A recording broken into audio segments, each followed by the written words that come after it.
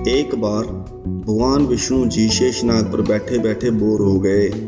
उन्होंने मन में धरती पर घूमने का विचार किया। वैसे भी उन्हें धरती पर आए कई साल बीत गए थे और वह अपनी यात्रा की तैयारी में लग गए। स्वामी को तैयार होता देखकर माँ लक्ष्मी ने पूछा, आज सुबह सुबह कहाँ जाने की तैयारी हो रही है? विष्णु जी ने कहा, हे लक्ष्मी, मैं धरती लोक पर घूमने जा रहा हूँ। तो कुछ सोचकर माँ लक्ष्मी ने कहा कि हे देव, क्या मैं भी आपके साथ चल सकती हूँ?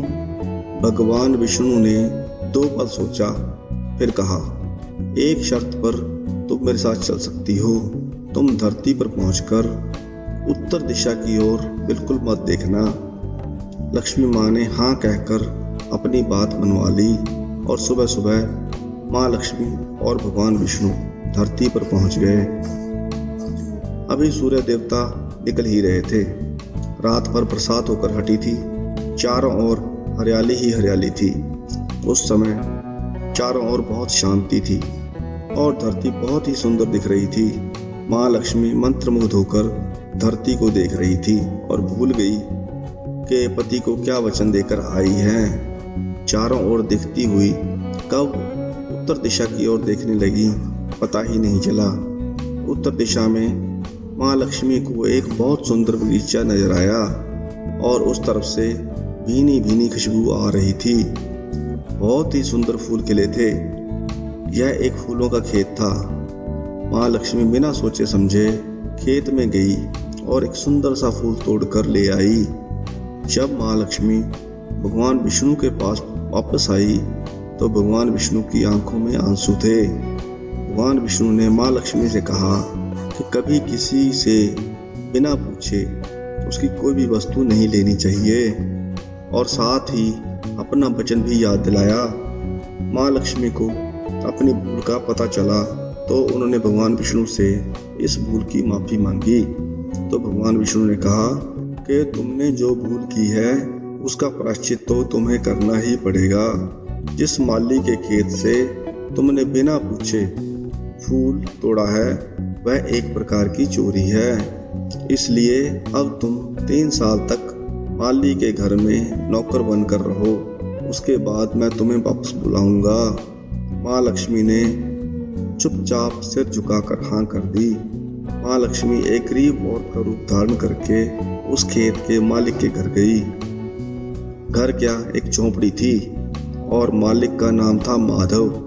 माधव की बीवी, 2 बेटे और 3 बेटियां थी। सभी उस छोटे से खेत में काम करके किसी तरह गुजारा करते थे। माँ लक्ष्मी जब एक साधारण और गरीब औरत बनकर माधव की झोंपड़ी में गई तो माधव ने पूछा, बहन तुम कौन हो? तब माँ लक्ष्मी ने कहा, मैं एक गरीब औरत हूँ। मेरी देखभाल करने वाला कोई नहीं है। मैंने कई दिनों से खाना भी नहीं खाया। मुझे कोई भी काम दे दो, मैं तुम्हारे घर का काम भी कर दिया करूँगी। बस मुझे अपने घर के एक कोने में रहने का आसरा दे दो। माधव बहुत ही अच्छे दिल का मालिक था। उसे दया आ गई। उसने कहा, बहन मैं तो बहुत ही गरीब हूँ। मेरी कमाई से घर का खर्च मुश्किल से चलता है, लेकिन अगर मेरी 3 की जगह 4 बेटियां होती तो भी मैं गुजारा करता। अगर तुम मेरी बेटी बनकर जैसा रूखा सूखा हम खाते हैं उसमें खुश रह सकती हो तो बेटी अंदर आ जाओ। माधव ने माँ लक्ष्मी को अपनी झोंपड़ी में शरण दे दी और माँ लक्ष्मी 3 साल तक माधव के घर में नौकरानी बनकर रही। जिस दिन माँ लक्ष्मी माधव के घर आई थी उस दिन से दूसरे दिन ही माधव को इतनी आमदनी हुई कि फूल बेचकर शाम को उसने एक गाय खरीद ली। धीरे धीरे माधव के पास काफ़ी ज़मीन हो गई और सबने अच्छे अच्छे कपड़े भी बनवा लिए और एक बड़ा पक्का मकान भी बनवा लिया। बेटियों और बीवी ने गहने भी बनवा लिए। माधव हमेशा सोचता था कि मुझे यह सब इस महिला के आने के बाद मिला है। इस बेटी के रूप में मेरी किस्मत आ गई है। अब 3 साल बीत गए थे, लेकिन माँ लक्ष्मी अब भी घर में और खेतों में काम करती थी। एक दिन माधव जब अपने खेतों से काम करके घर आया तो उसने घर के सामने द्वार पर एक देवी स्वरूप गहनों से लदी औरत को देखा। ध्यान से देखकर पहचान गया, अरे यह तो मेरी मुंह बोली चौथी बेटी है और यह तो माँ लक्ष्मी है। अब तक माधव का पूरा परिवार बाहर आ गया था। सब हैरान होकर माँ लक्ष्मी की तरफ देख रहे थे। माधव बोला, माँ हमसे ये कैसा अपराध हो गया? हमने अनजाने में आपसे घर और खेत का काम करवाया। माँ हम सबको माफ कर दो। अब माँ लक्ष्मी मुस्कुराई और बोली, माधव तुम बहुत ही अच्छे और दयालु व्यक्ति हो।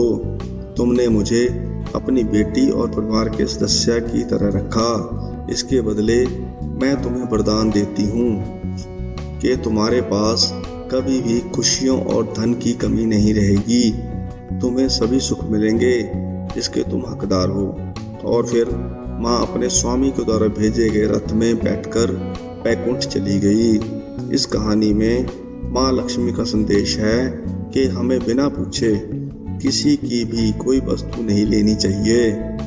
जो लोग दयालु और साफ दिल के होते हैं, माँ लक्ष्मी वही निवास करती हैं। हमें सभी लोगों की मदद करनी चाहिए और गरीब से गरीब व्यक्ति को भी तुच्छ नहीं समझना चाहिए। Thanks for watching. Please like, share and subscribe the channel. Thank you.